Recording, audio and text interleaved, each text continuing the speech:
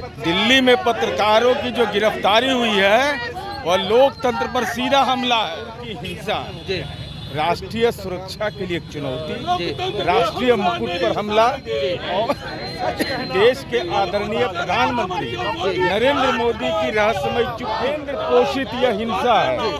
और यह हिंसा की लपटें में आज मणिपुर चल रहा है, लेकिन राजनीतिक लपटें होंगी वो 2024 में मोदी को चलाएगा। नमस्कार, मेरा नाम चंद्रशेखर, आप मगही न्यूज़ देख रहे हैं। मणिपुर में जो घटना घटा था उसका आज 150 दिन हो गया है। ऐसे में भाकपा माले के साथ साथ आरजेडी जदयू के कुछ नेता जो हैं आज भाकपा मेले के बैठक में उस घटना को विस्तार से बताने के लिए जगजीवन राम संसद संशोधन भवन में आए। ऐसे में क्या कुछ मामला निकल कर आया, चलिए हम जानते हैं जदयू नेता नीरज कुमार से।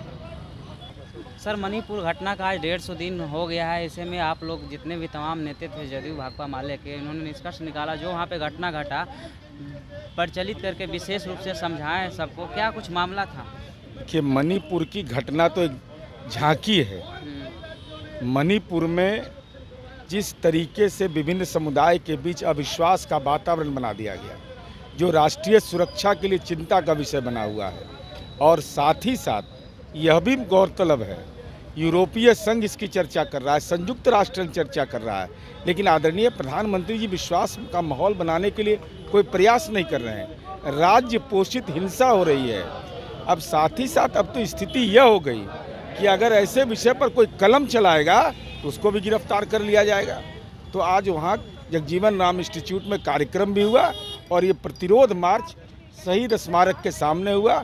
संकल्प लिया गया कि बौद्धिक तानाशाही जो कायम करने की कोशिश मोदी सरकार द्वारा हो रही है, कलम पर रोक लगाने की जो साजिश चल रही है, इसके खिलाफ व्यापक प्रतिवाद किया जाएगा।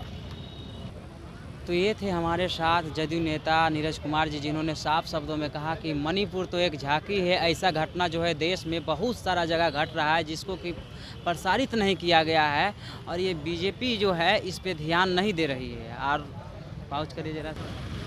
बीजेपी जो है इस प्रकार का घटना देश में जहां घट रहा है उसे दबाने की बात कर रहे हैं, जो कि अब असंभव होगा।